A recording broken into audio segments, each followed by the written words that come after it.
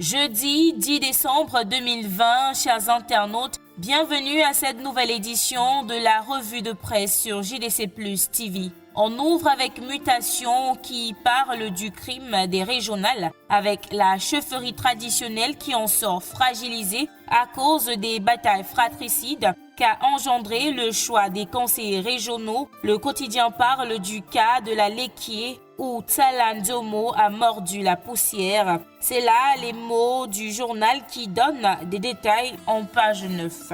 Du côté de Cameroun Tribune, retrouvez les résultats complets de cette élection première du genre au Cameroun. Le quotidien à capitaux publics indique en grande une que les 10 commissions régionales de supervision ont rendu leur verdict et du côté des partis politiques, 4 sur les 14 engagés obtiennent des sièges dans les conseils régionaux avec une très forte avance du parti au pouvoir, le RDPC, suivi de loin par l'UNDP, l'UDC et le FSNC. C'est là le résumé des résultats à retrouver dans leur intégralité de la page 8 à la page 14 de cette édition de Cameroun Tribune.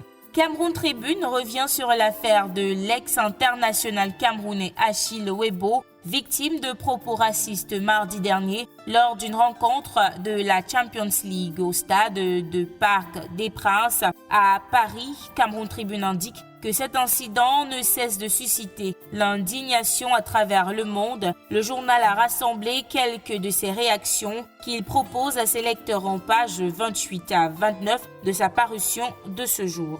On passe au quotidien Le Jour qui a porté un intérêt particulier sur l'attitude des chefs traditionnels Bamileke, Ouest, ces chefs qui dérangent. Voilà le titre proposé par le journal qui souligne ensuite qu'ils ont dit leurs sentiments sur la gestion du pays, la crise sécuritaire dans le nord-ouest et le sud-ouest, le mal-être de la chefferie traditionnelle, la violation des lois et textes de la République, le paiement de la dette intérieure, la diminution de la pression fiscale, l'augmentation de la dotation de la décentralisation, entre autres problèmes. Et maintenant, on leur en fait le reproche. Le quotidien propose ample information à ce sujet en pages 2 à 3 de sa parution de ce jeudi. Le Jour apporte également les réactions de 2 anciens lions indomptables suite à l'incident raciste du Parc des Princes. Le quotidien indique que Patrick Mboma et Joseph-Antoine Bell saluent l'acte d'Achille Webo.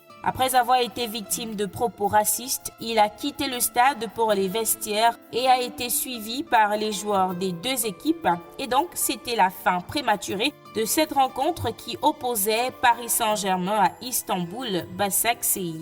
On ferme cette édition de la revue de presse avec Le Messager qui parle d'opération épervier. Le complot contre Mebungo éventré, c'est la question que se pose le journal de Feu Pius Njaweh ce jour, qui indique que le bimensuel La Lettre du Continent dévoile les manœuvres souterraines ourdies par les proches collaborateurs du chef de l'État pour couler l'ancien ministre de la Défense. Vous voulez connaître ces manœuvres? Eh bien, lisez la page 3 du Messager dans son numéro de ce jeudi. Et voilà qui vient mettre un terme à cette édition de la revue de presse sur JDC Plus TV. Merci d'avoir regardé. Demain est un autre jour.